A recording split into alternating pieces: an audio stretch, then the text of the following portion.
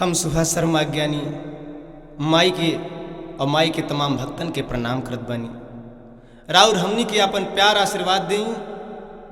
हमनी के साथ राउर बिटिया प्रिंसी तिवारी के अपन दुलार दें।